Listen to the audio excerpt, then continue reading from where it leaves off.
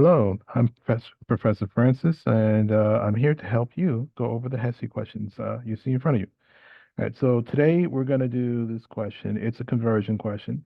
It states the length of Janelle's garden is 200 meters. And then it goes along to say, what is the length of Janelle's garden in feet? So they want us to convert meters to feet. So let's go ahead and go to the whiteboard and do this problem.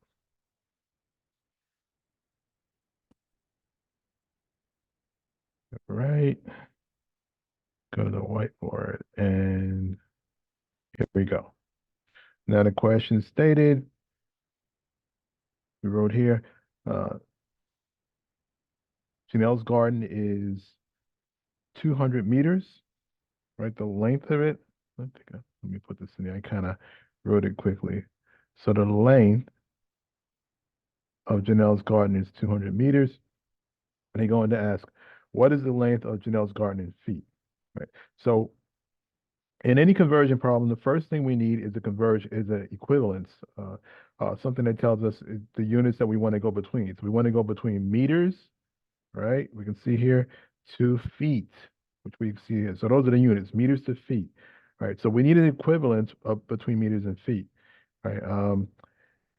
So we can say, like, for example, how many feet are in 1 meter, or how many meters are in 1 foot, right? So here I wrote down a conversion factor, right? And it tells us it's an equivalence. It says there are 3.28084 feet in 1 meter. Okay.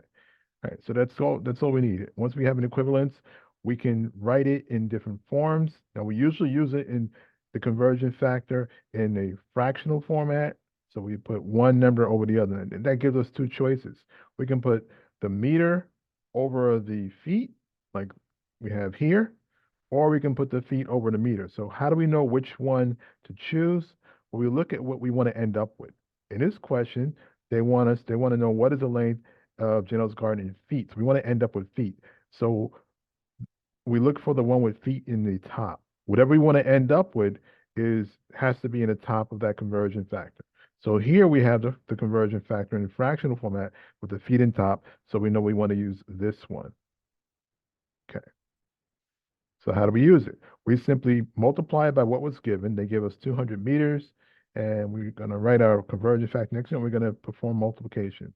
So this is going to be 3.28084 feet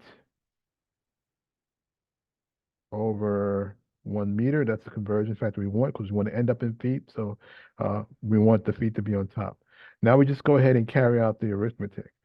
Now, whenever you do a problem, a math problem that involves fractions, you have to make sure both numbers are in fractional format, right? Here we have 200, which is a whole number. To put in fractional format, all we have to do is put a 1 underneath it. Now we can go ahead and do our calculations. Remember that numbers cancel out and top to bottom when they're the same, but also units.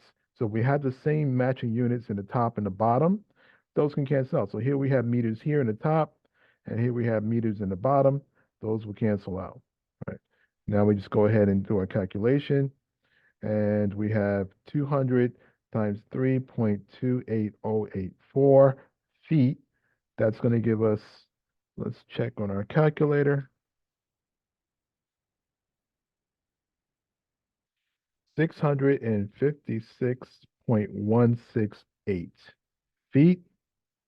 So that's going to be 656.168 feet, right? And in the bottom, we just have 1 times 1, which is 1, right? Because remember, the units for meters cancel out. Now, we all know that anything divided by 1 is itself, so this actually works out to be 656.168 feet, right? And let's see if they ask for anything else in the solution. Yeah, they say to round off to the nearest hundredth of a foot if necessary. Well, okay, so that's easy enough, right? When you're rounding off, you have to look at the, the numbers power, so to speak. So remember, I don't know, way back in elementary, where we looked at, if we wrote the number like 10, right? Or let's make it 15, right? And we had to separate them into count. So 5 was in the ones place, right? And 1 was in the tens place, right? Well, that still holds true, right? Even on the other side of the decimal, we have a decimal point here, right?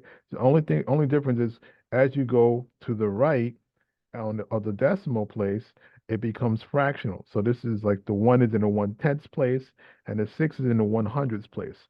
So this is the place they want us to round off to, right? They want us to round it off, right? So how do we round off? Well, we just have to look at the number in the place to the right of the number they want. So we want to round off in the hundreds place, which is where the 6 is. So we look to the right of the 6 and we see the thousandths place. Now, if this number is 5 or greater, then we increment the 6 to the next number, right?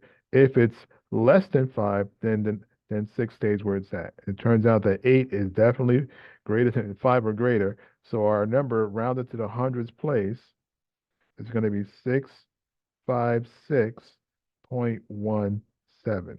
And this is the answer you should see in your answer list. So let's go back to the question and take a look and see if that option is there, right?